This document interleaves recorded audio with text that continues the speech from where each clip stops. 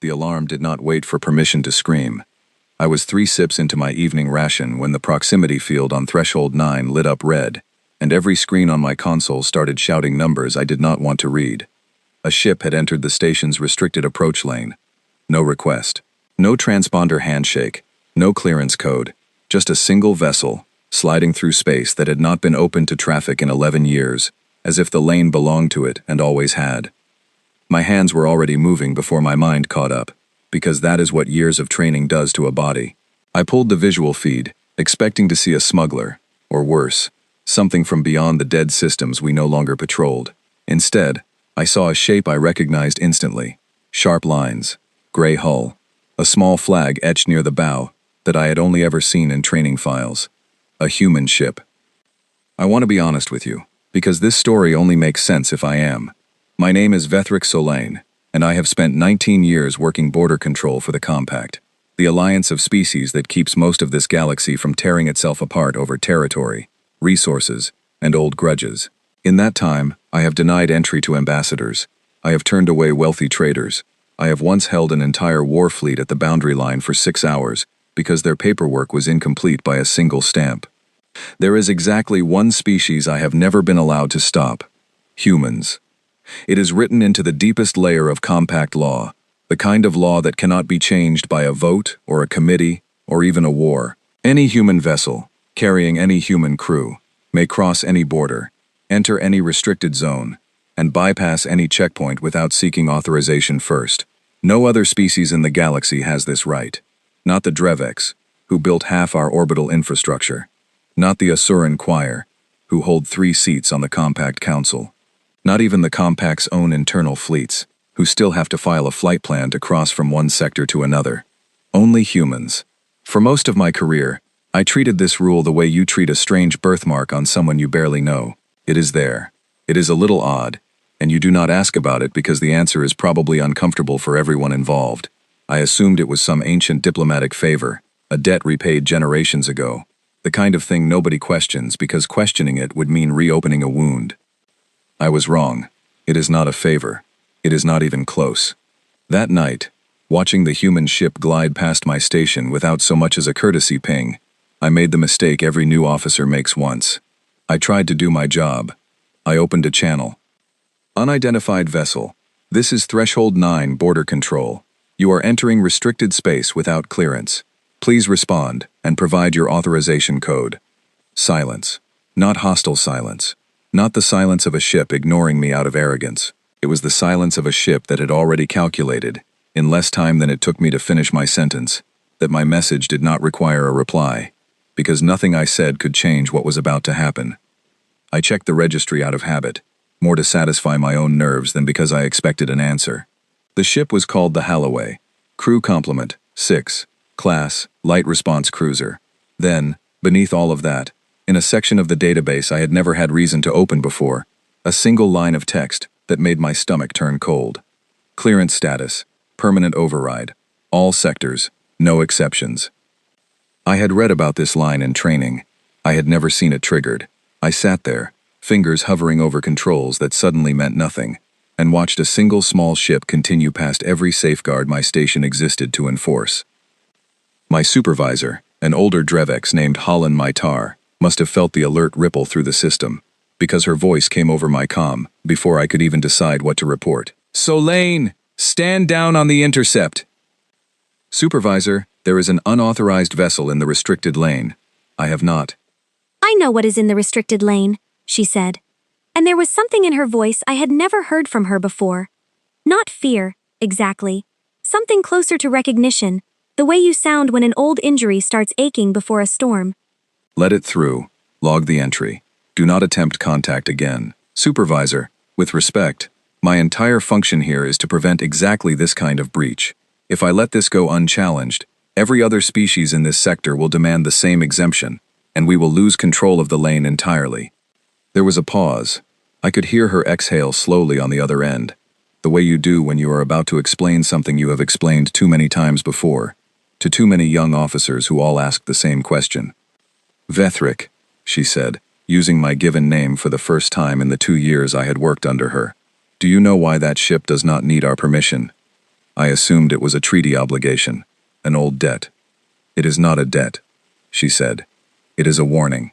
One we wrote into our own laws, with our own hands, so we would never forget it." I did not understand her, not yet.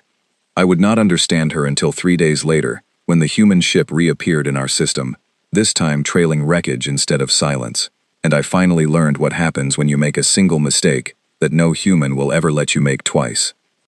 For now, all I could do was watch the readout as the Holloway slipped past every line of defense we had, heading toward a sector that had been quietly abandoned 11 years ago, after the kind of incident the Compact prefers not to put in official records. I logged the entry, exactly as I was told. Then I sat back in my chair, the cold ration forgotten beside me, and stared at the empty space where the ship had vanished from my sensors.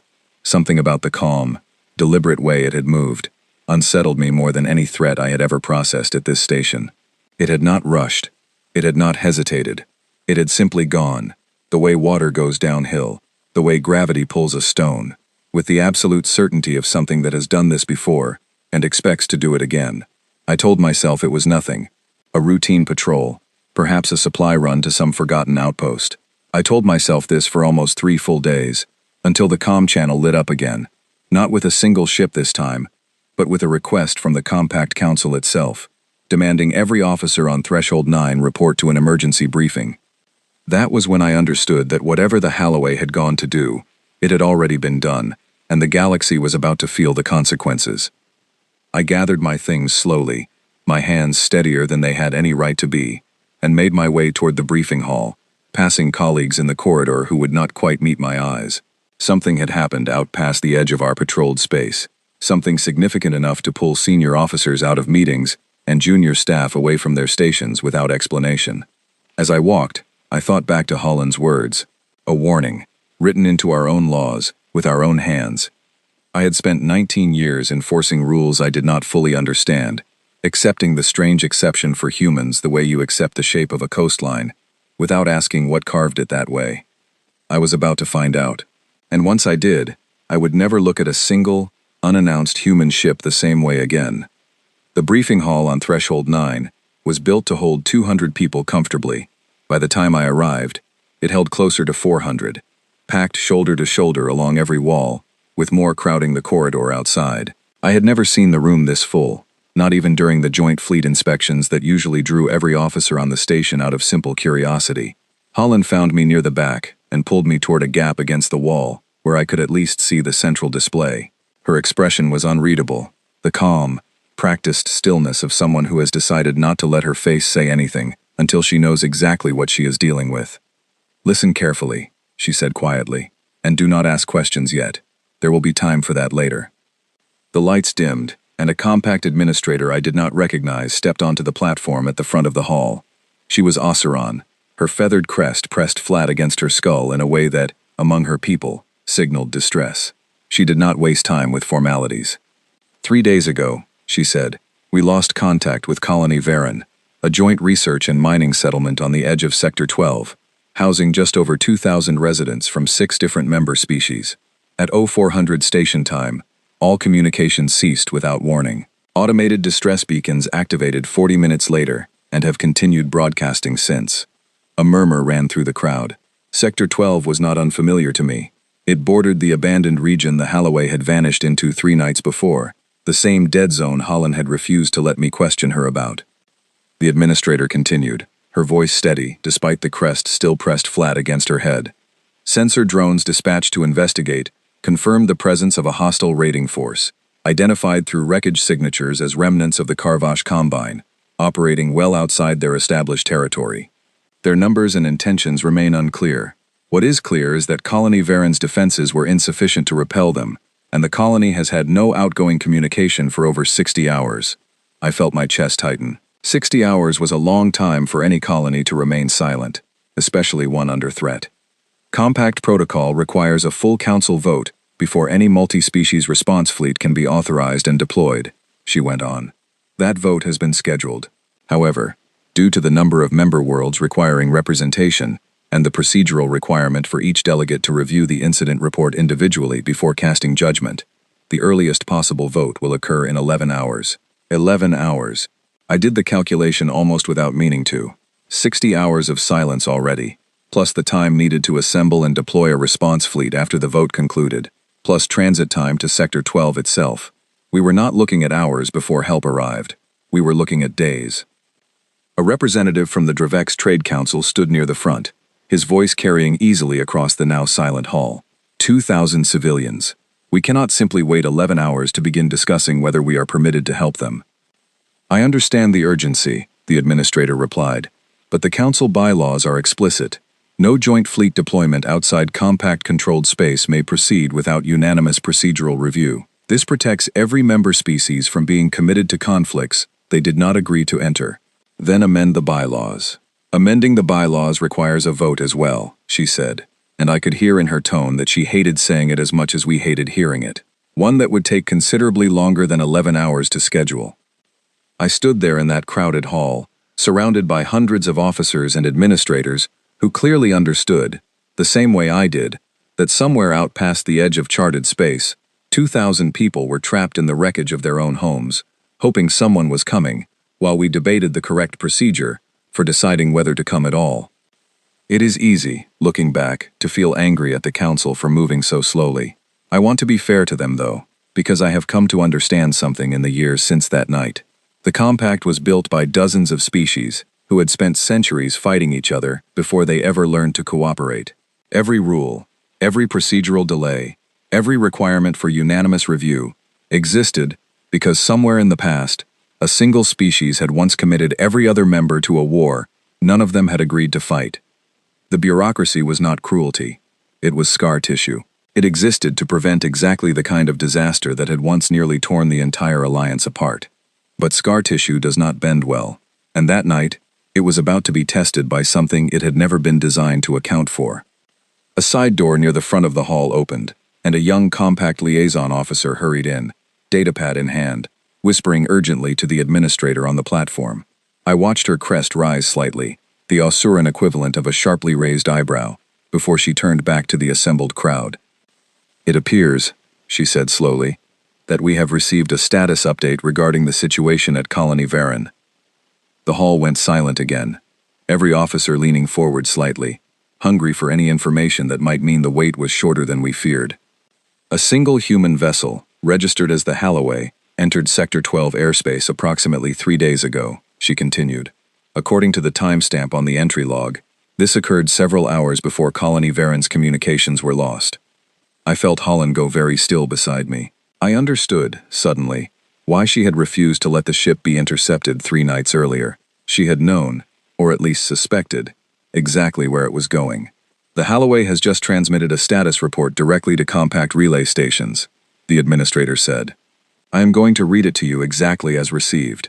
She looked down at her datapad, and for a long moment, the only sound in the hall was the faint hum of the climate systems overhead. "Colony Varen secure. Hostile force engaged and neutralized. Civilian casualties, 0. Colony infrastructure damage, moderate, repairable. Request medical and engineering support at earliest convenience. No further assistance required for security purposes." Nobody spoke. I do not think anybody in that hall, myself included, fully believed what we had just heard. 2,000 civilians had been trapped under an active hostile raiding force for 60 hours, and a single ship with a crew of 6 had arrived, somehow ended the threat entirely, and was now simply waiting, almost politely, for the rest of us to bring bandages and spare parts. "How," someone finally asked from near the front, "does a crew of 6 neutralize an entire raiding force in under 3 hours, without authorization, without backup, and without a single civilian casualty?" The administrator looked up from her datapad, and for the first time that evening, I saw something close to a tired, knowing smile cross her face. "That," she said, "is a question this council has been asking itself for a very long time." The 11-hour vote that followed felt, after that report, almost like a formality nobody had the heart to skip, but nobody truly believed mattered anymore. I sat through it anyway, along with most of the station, watching delegate after delegate cast their approval for a relief fleet that everyone in the room now understood was simply going to clean up after a problem that had already been solved. It was during a break in that long, strange vote that Holland finally pulled me aside, into a quiet alcove off the main corridor, away from the crowd still buzzing with disbelief over the report from Varen. "You asked me 3 nights ago why that ship did not need our permission," she said. "I remember. I told you it was a warning. We wrote into our own laws. I want you to understand something before this goes any further. The Karvash Combine raiders, who attacked Varen, were not a small group of opportunists. Sensor data from the drones we sent in initially counted at least 40 armed vessels, with ground forces already deployed inside the colony's perimeter. That is not a target a crew of 6 should have been able to engage, let alone neutralize, in under 3 hours. Then how? I do not fully know, she admitted, and I could hear, beneath her usual composure, something that sounded almost like old, weary respect. I have served this compact for over 60 years, Vethric. I have seen humans do things that should not have been possible according to every tactical model our combined species have ever built. And every single time, the explanation comes back to the same uncomfortable truth, which is... She looked at me for a long moment before answering, and when she finally spoke, her voice was quieter than I had ever heard it. They do not wait for permission to save people they care about, and they have never, not once in the history of this alliance, needed our help to make that decision matter. I did not fully understand what she meant, not that night. I understood the words, but not the weight behind them, the way you can hear a warning and still not feel its truth, until you have seen the thing it warns you about with your own eyes. That chance would come sooner than I expected. 3 days after the vote concluded, after the relief fleet had finally departed for Varen carrying medical teams and engineering crews, after the official reports had been filed praising the human crew's actions and the careful, measured language the compact used whenever it did not quite know how to process what had actually happened, a new alert crossed my console. The Halloway was returning to Threshold 9. This time, it was not alone. It was not alone, and it was not unharmed. The Halloway came through the restricted lane trailing a second vessel, larger and badly damaged, locked into a tow configuration that told me, before I even pulled the registry, that it had not survived its encounter with the human ship intact. Scorch marks ran the length of its hull. One of its forward weapon arrays had been sheared off entirely, leaving a jagged stump where a cannon mount used to be. It drifted behind the Halloway like a carcass being dragged home from a hunt. I ran the registry the moment both ships cleared the lane boundary, and the result confirmed what I already suspected. The damaged vessel was a Karvash Combine command cruiser, the kind of ship typically used to coordinate large raiding operations rather than fight on the front lines itself. Capturing or disabling one was rare. Capturing one intact enough to be towed back as evidence was almost unheard of. This time, Holland did not tell me to stand down and avoid contact. Instead, she appeared at my station in person, something she rarely did, and watched the readouts over my shoulder with an intensity I had not seen from her before. "They are bringing it in for processing," she said quietly, almost to herself. "That means they want the compact to see exactly what happened out there." Why would they want that? She did not answer right away. Instead, she opened a secure channel to Station Command and requested immediate access to the Halloway's full combat log from the Varen engagement, citing Post-Incident Review Authority. I expected to be told the request would take time to process, the way most things did on Threshold 9. Instead, the data came through within minutes, already declassified, as though the Compact Council itself had been waiting for someone to ask. Holland pulled the footage up on my main display and gestured for me to watch. "You wanted to understand," she said. "Watch, and you will." The recording began with the Halloway dropping out of transit directly above Colony Varen, close enough that I could see the colony's domed habitats glowing faintly against the dark surface below, and close enough that the 40-plus Karvash vessels surrounding the colony's perimeter were immediately visible, arranged in a loose blockade formation, designed to prevent any escape or rescue attempt. I expected to see the human ship hesitate, perhaps circle the formation to assess it, the way any sensible commander would before engaging a force that outnumbered them so dramatically. Instead, the Halloway's engines flared, and the ship dove directly toward the center of the blockade without pause. "They did not even scan the formation first," I said, almost to myself. "They did not need to," Holland replied. "Keep watching." What followed was unlike any combat record I had ever reviewed in my career. The Halloway moved through the Karvash formation, not like a warship engaging an enemy fleet, but like something closer to a blade moving through water, finding gaps that should not have existed, striking disabling blows against engine systems and weapon mounts, rather than attempting to destroy ships outright. Within the first 4 minutes of the engagement, 6 Karvash vessels had been rendered immobile, their crews very likely alive but unable to continue fighting or fleeing. I noticed something else as the recording continued, something that unsettled me more than the speed of the engagement itself. The Holloway's weapons fire, when I paused to study it closely, was remarkably precise, almost surgical, targeting specific systems rather than simply overwhelming each enemy vessel with raw firepower. It was the kind of accuracy that spoke not of desperation or improvisation, but of deep, practiced familiarity with exactly how much force was needed to stop a threat, without unnecessary destruction. "They are not trying to destroy this fleet," I said slowly, understanding dawning even before Holland confirmed it. "No," she agreed. "They are trying to end the threat as quickly and as cleanly as possible." There is a difference, and it matters more than you might think. The recording continued, and I watched as the remaining Karvash vessels, realizing their formation had collapsed in a matter of minutes, attempted to regroup and concentrate their fire on the Holloway directly. For the first time in the engagement, the human ship's flight pattern shifted, becoming sharper, more aggressive, weaving between incoming fire with margins so narrow that I found myself holding my breath, despite knowing, from the simple fact that the ship now sat docked at our station, that it had survived. A voice crackled through the recording, the Holloway's communications channel, broadcasting a message to the remaining Karvash vessels. I had not expected audio, and the sound of an actual human voice, calm and unhurried despite the chaos visible on screen, sent a small chill through me. "This is the Holloway. You are outmatched.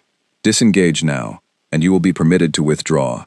Continue this engagement, and you will not." The voice belonged to a man, and according to the crew manifest Holland pulled alongside the recording.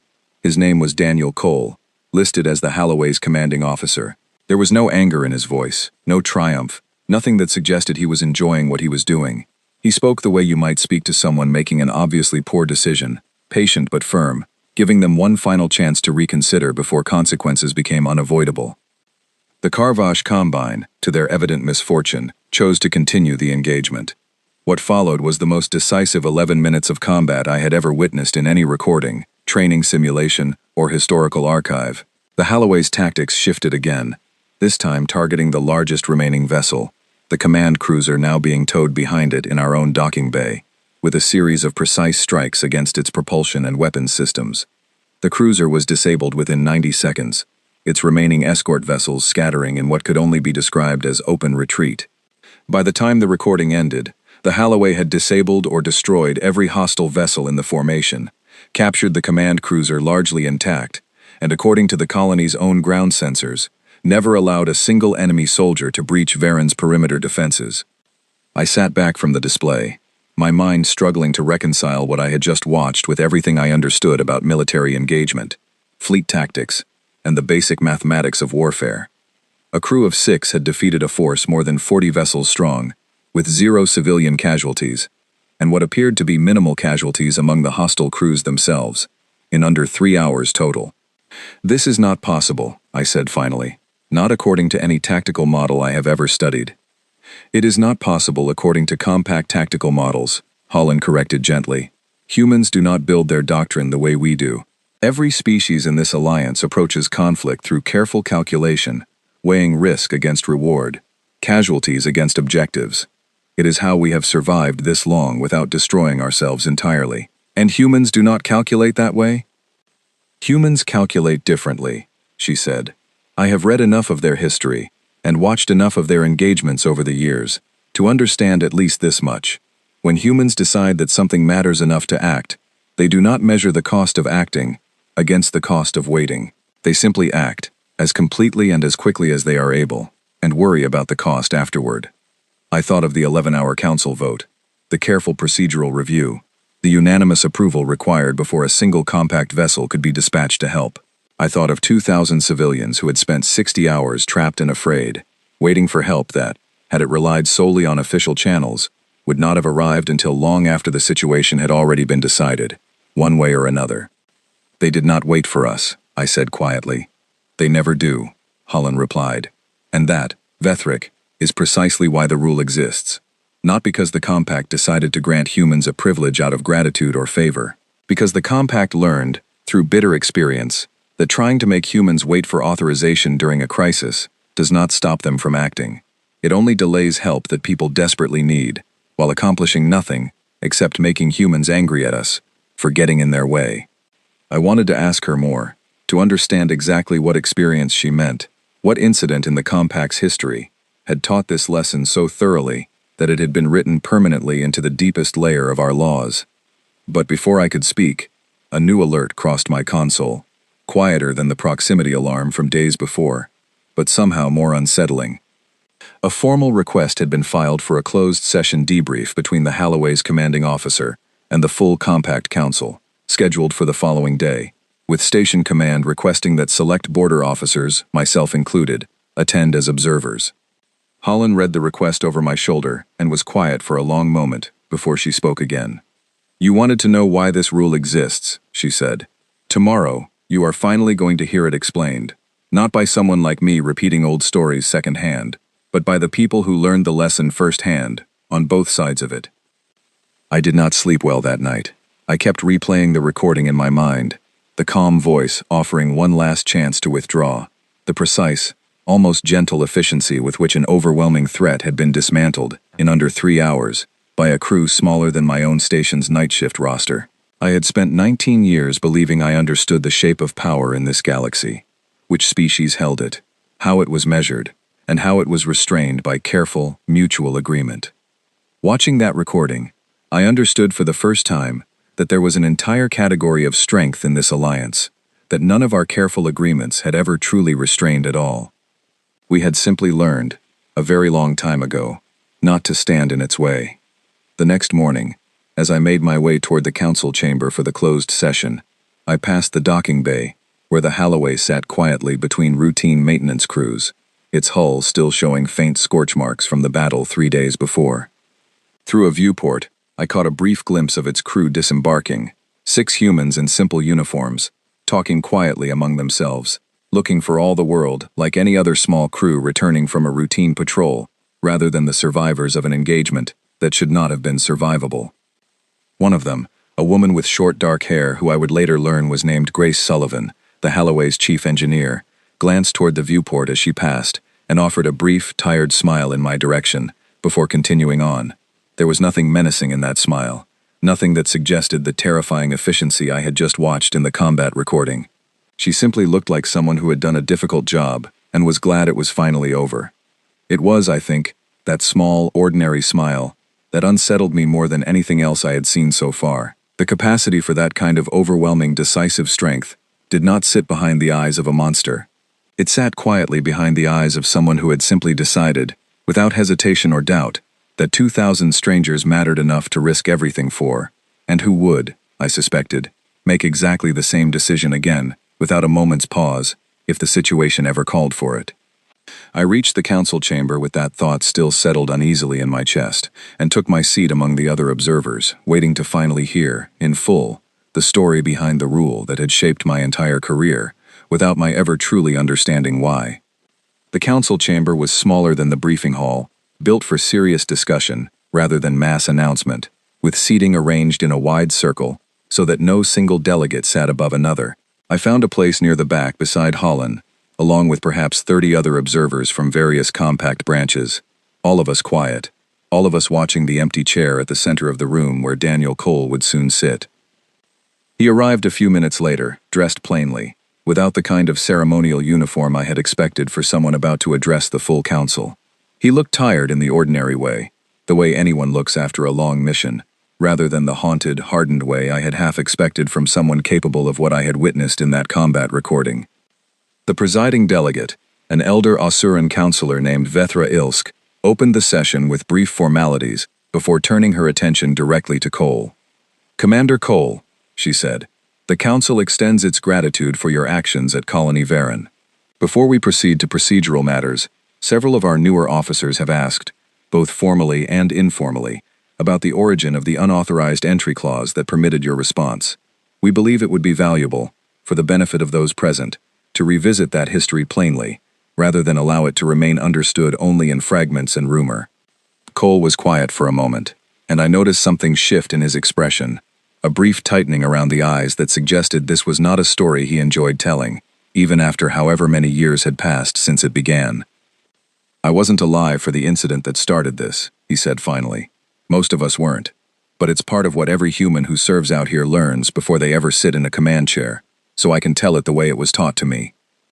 He paused, glancing briefly toward the archive technician seated near the chamber's main display, who nodded and brought up a file marked with a date that meant nothing to me at the time, though I would never forget it afterward. 43 years ago, Cole began, before humanity held a permanent seat on this council, before most of the protocols you operate under today even existed, there was a joint settlement called Aldrin Reach. Mixed colony, a few thousand residents, mostly human and Drevex families, who had built something together out past the edge of charted territory. It wasn't officially part of compact space yet. Humanity was still what your records call a provisional member back then, still working through the long process of full integration. The archive display behind him shifted, showing a faded image of a modest colony. Domes and connecting walkways spread across a rust-colored landscape, ordinary and unremarkable in the way most working colonies are. A raiding force hit Aldrin Reach without warning, Cole continued. Different group than the Carvash, long since wiped out by now, but the playbook was the same. Surround the colony, cut communications, take what they wanted, and leave whatever was left behind. The colony's distress beacon went out almost immediately. The nearest human response ship, a small patrol vessel called the Meridian, picked it up within the hour and was ready to move. He paused again, and the room had gone very still, every observer leaning slightly forward, sensing that the story was about to turn somewhere none of us would find comfortable. Except Aldrin Reach sat just inside what was then considered provisional compact territory, he said. Which meant, under the rules at the time, any armed response required prior authorization from the regional council, the same way every response still does for every other species today. The Meridian's captain requested emergency clearance to respond immediately. The request was logged and forwarded for review. How long? Holland asked quietly from beside me, though I do not think she expected an answer, since she already seemed to know. Cole heard her anyway, and answered without bitterness, though I could hear the old weight of it, sitting carefully beneath his calm tone. 19 hours, he said. 19 hours for the request to clear procedural review, get assigned a case number, and finally receive a formal authorization, because the council at the time required confirmation from at least 3 separate regional delegates before any armed vessel could cross into provisional territory, even in response to an active distress call. Nobody on that council was cruel. Nobody wanted what happened. They were following rules that had been built, carefully and reasonably, to prevent any single species from dragging the others into a conflict without consent.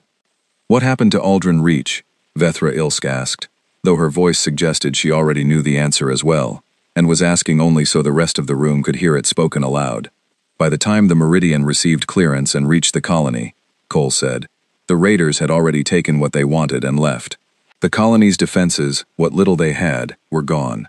Out of just over 3,000 residents, fewer than 400 made it through that night. The Meridian's crew didn't fire a single shot, because there was nothing left to fight by the time they arrived. They spent the next 2 days pulling survivors out of collapsed habitats instead. The chamber was utterly silent. Even the soft hum of the climate system seemed to fade beneath the weight of what we had just heard. I found myself thinking of the 11-hour vote I had sat through only days before, the careful procedural review that had felt, at the time, like simple caution. I understood now, with a cold, sinking clarity, exactly what that caution had cost once before, and exactly why Holland had refused to let me intercept the Halloway on its way to Varen. I won't pretend humanity took that well, Cole continued after a long moment. There was a lot of anger, directed at the council, at the regional delegates who'd followed procedure exactly as written, at the whole system that had let 3,000 people wait 19 hours for permission to be saved. Some of that anger was fair. Some of it wasn't, because the people who made that decision weren't villains. They were following rules built with good intentions, the same way most disasters happen, one reasonable decision at a time, until they add up to something nobody intended. What changed? I found myself asking before I had fully decided to speak, my voice carrying further in the silent chamber than I expected. Several council members glanced toward me, and I felt my face heat slightly, but Cole's expression remained patient, almost grateful for the question. What changed, he said, is that humanity made a decision, and we made it clearly, and we made it permanent. We told the council that we would remain part of this alliance, that we believed in what the compact was trying to build, but that we would never again allow procedural review to stand between a human crew and people who needed help. Full stop. No exceptions. Regardless of borders or authorization status. We said it plainly. If you try to make us wait again, we will not wait. We will act, and we will deal with whatever consequences follow afterward, because we have already seen what waiting costs, and we have decided that cost is not one we are willing to pay a second time. The council pushed back, I assume, Holland said. For a while, Cole admitted. There were debates that lasted months, delegates arguing that an exception for one species would set an impossible precedent, that it would create resentment among other member worlds who would feel humanity was being granted special status without earning it through the same procedural patience everyone else accepted. Those were fair concerns. I won't pretend they weren't. Then how was it resolved? Vethra Ilsk asked, though again, the question felt more like an invitation for the room to hear the answer than genuine uncertainty on her part. It wasn't resolved through debate, Cole said. It was resolved through demonstration. Over the following 2 years, there were 3 more incidents, smaller than Aldrin Reach, where human vessels acted without waiting for clearance, the same way the Meridian had tried and failed to do. Every single time, the outcome was the same. Lives saved that procedural review would have cost. No unauthorized conflicts created with other species. No precedent abused. Just help, arriving exactly when it was needed, without delay, every time. He paused, glancing briefly around the chamber, meeting the eyes of several delegates who, I suspected, had been present, in one role or another, for at least part of that long, difficult history. Eventually, he continued, the council stopped arguing about precedent and started looking at outcomes instead. Humanity wasn't asking for the right to start conflicts without authorization. We were asking for the right to end them, the moment we became aware they existed, without waiting for permission that had already proven, at Aldrin Reach, that it could arrive too late to matter. The unauthorized entry clause was written into compact law not as a gift to humanity, but as an acknowledgement of something the Council had already learned through hard experience. You cannot legislate away a species' willingness to act when people are in danger. You can only decide whether you are going to slow that response down through bureaucracy, or get out of the way and let it work. I sat with that for a long moment, feeling something settle into place that had been unsettled in me since the night the Halloway first crossed our restricted lane, without so much as a courtesy ping. So the rule exists, I said slowly, not because the Compact trusts humanity more than any other species. It exists because the Compact learned that trying to restrain humanity during a crisis doesn't actually stop anything. It only adds a delay that costs lives, while accomplishing nothing except making humans angry at a system that failed the people it was supposed to protect. Cole looked at me directly for the first time since the session began, and something in his expression softened slightly, the tired patience of someone who has had to explain this same hard lesson many times before, to many different officers across many different years. That's about the size of it, he said. We're not asking the Compact to trust us blindly. We've earned the right to act without waiting, the same way anyone earns trust, by demonstrating, over and over, that we use it carefully, and that the alternative, waiting for us not to use it, costs more than anyone should ever have to pay. The session continued for some time after that, moving into procedural matters regarding the captured Karvash command cruiser and the ongoing relief effort at Colony Varan, but I found myself only half listening, my mind still caught on the image of Aldrin Reach, 3,000 residents in 19 hours, and the quiet, unshakable resolve that incident had apparently carved into an entire species approach to every crisis that followed it. When the session finally adjourned, I lingered near the back of the chamber, watching the delegates and observers file out, until only Holland and I remained, along with Cole, who was gathering a small data case from the table at the center of the room. He noticed us watching and offered a brief, tired nod in our direction before speaking. "First time hearing that story all the way through?" he asked, looking at me specifically. "Yes," I admitted. I had heard fragments. I did not understand the full weight of it until now. "Most people don't, until they have to," he said, not unkindly. "It's not a story we tell because we're proud of it. We tell it because we never want anyone, human or otherwise, to forget what waiting cost the first time, so nobody ever has to learn that lesson twice." He left the chamber a moment later, and I stood there beside Holland in the quiet, emptying room, finally understanding, fully and completely, the answer to the question that had haunted me since the night a single human ship crossed our border, without permission, and without apology. The rule was never a privilege. It was a promise, written into law after the worst possible price had already been paid, to learn why it mattered, and carried forward ever since by a species that had decided, once and permanently, that they would never again let careful procedure stand between themselves and someone who needed help. 6 weeks passed before I understood the rest of what Daniel Cole had tried to teach me that day, and it took a crisis of my own to finish the lesson properly.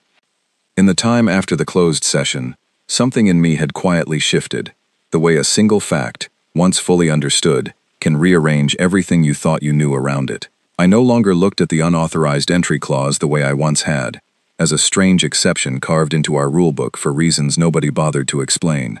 I understood now that it had been carved there the way a scar is carved into skin, permanent, deliberate, and earned through a kind of pain the compact never wanted to feel twice.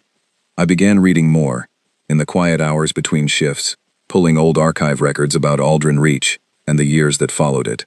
I learned that the survivors who had been pulled from the wreckage that night, the 400 who made it through, had gone on to become some of the strongest advocates for the very alliance that had nearly failed them, not out of bitterness, but because they understood, perhaps better than anyone, exactly what kind of cooperation was worth building and what kind of caution was worth discarding.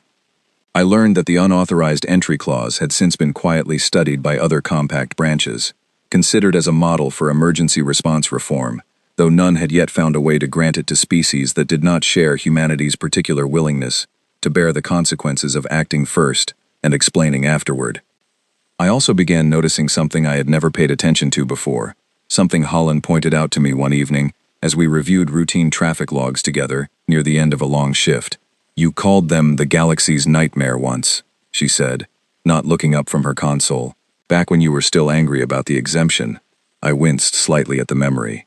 I had said exactly that, in frustration, during one of my early complaints about the rule, before I understood what stood behind it. "I remember," I admitted. "I am not proud of it." "You should not be ashamed of it either," she said. "It is not an uncommon phrase. Half the officers on this station have used some version of it at one point or another. I used it myself, many years ago, before I understood what it actually meant." "And what does it mean?" I asked. "Now that you do understand it." She considered the question for a long moment, the way she always did, before giving an answer she actually believed in, rather than simply the answer that was easiest to give. "It means humans are the one variable nobody in this galaxy can predict or control," she said finally.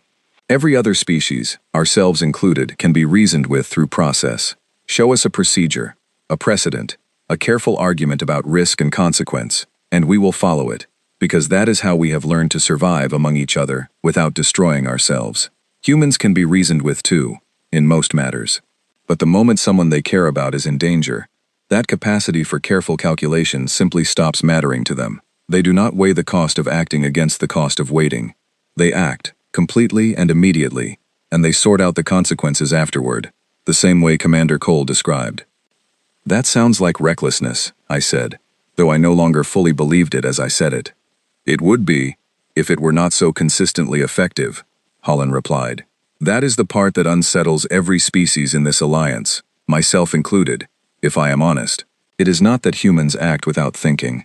It is that they think very quickly, and very clearly, and arrive at conclusions the rest of us would need committees and careful review to reach, all in the time it takes the rest of us to simply begin discussing whether action is warranted at all.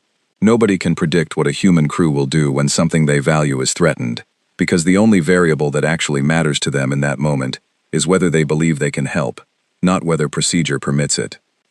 I thought of the Halloway diving directly into the center of a 40-vessel blockade without hesitation, of Daniel Cole's calm voice offering the Karvash raiders one final chance to withdraw before consequences became unavoidable, of Grace Sullivan's tired, ordinary smile as she walked past the viewport where I stood watching her, looking for all the world like someone who had simply finished an honest day's work rather than the survivor of an engagement that should not have been survivable.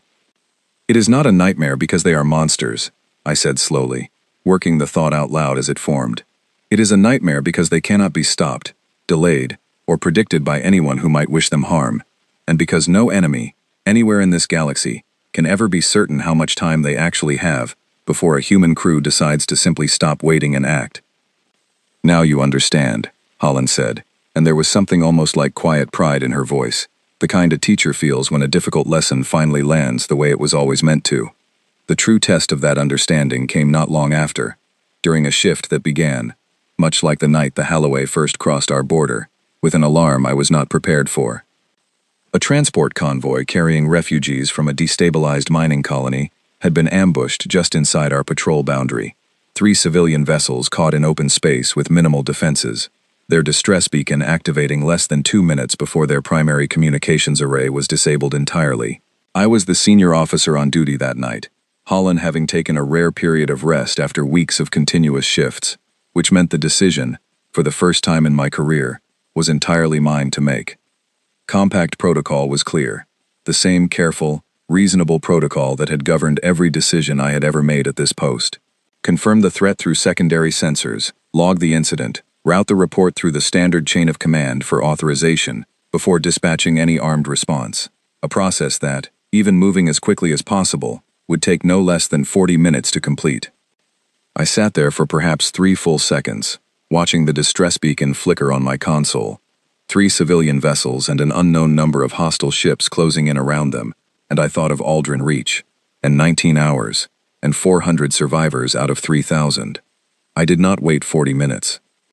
I dispatched the nearest available response vessel immediately, a small compact patrol craft on routine rotation, less than 6 minutes from the convoy's position, authorizing the deployment under emergency discretionary protocol, before the formal report had even finished routing through the chain of command. I knew, even as I did it, that I would likely face questions afterward about bypassing standard procedure, about the risk of committing a vessel to an engagement before full authorization had been confirmed. I made the decision anyway, because I finally understood, in a way I never had before that night, that the cost of waiting was not an abstract concern, written into old archive records about a colony I had never visited. It was a real and immediate wait, sitting on the other end of every minute that passed, while 3 civilian vessels waited for someone, anyone, to decide that they mattered enough to act for, without first confirming, through careful and reasonable procedure, that acting was permitted. The patrol vessel reached the convoy in under 5 minutes. The hostile force, smaller than initially feared, withdrew the moment armed support arrived, recognizing correctly that their advantage had evaporated. All 3 civilian vessels and every refugee aboard them reached Threshold 9 safely, less than 2 hours later. I was questioned about the decision afterward, exactly as I expected. Station Command reviewed the incident carefully, weighing whether my choice to bypass standard authorization procedure had been justified or simply reckless. In the end, the review concluded that my judgment had been sound, that the circumstances warranted discretionary action, and that no harm had come from the deviation. I do not think the outcome would have changed my decision either way, looking back. I had simply understood, finally, and completely, the same lesson Daniel Cole had carried with him into that quiet council chamber weeks before. Some costs are not worth weighing carefully against the comfort of careful procedure. Some decisions cannot wait for permission without losing the only thing that ever made them worth making at all. I think of that night often now, alongside everything I learned about Aldrin Reach and Colony Varan, and the small, unremarkable crew of the Holloway who arrived without authorization and left behind a lesson that reshaped how I understood every rule I had ever enforced at this station. I no longer think of the unauthorized entry clause as a strange exception, or even as a privilege earned through demonstration, though both of those things remain true. I think of it now as something closer to a promise, made once by an entire species, and kept consistently enough, across enough years and enough crises, that the rest of the galaxy finally stopped questioning it and simply learned to trust it instead. I never did learn what became of the survivors from Aldrin Reach in the decades since that first terrible night, though I suspect, given everything I have since learned about humanity's particular stubbornness when it comes to remembering hard lessons, that more than a few of them went on to serve aboard ships very much like the Holloway, carrying forward the same simple, unshakable certainty that had once been denied them when they needed it most. I still serve at Threshold 9. I still process every authorization request that crosses my console, still hold every species in this alliance to the same careful, reasonable standard the Compact has built over centuries of hard-won cooperation. But when a human vessel crosses my restricted lane now, without request, without hesitation, without so much as a courtesy ping to announce its arrival, I no longer reach for the intercept protocol out of habit or frustration. I simply log the entry, exactly as I am required to, and I think, quietly, and without bitterness, of everything that single uncrossed border once cost, and everything it has saved, since the day the compact finally learned to step aside and let it stand open.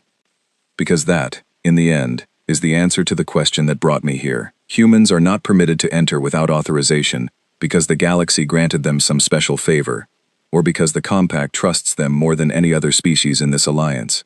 They are permitted because we learned, once, through a price no one should ever have to pay twice, that trying to make them wait does not stop them from acting. It only ensures that whatever help finally arrives too late to matter. So we stopped trying. We opened the border, and we kept it open, and somewhere out past the edge of charted space, a small gray ship with a crew of 6 continues doing exactly what it has always done, arriving exactly when it is needed, without asking anyone first, because it has already decided, long before it ever reaches the people who need it, that some decisions are not meant to wait for permission at all.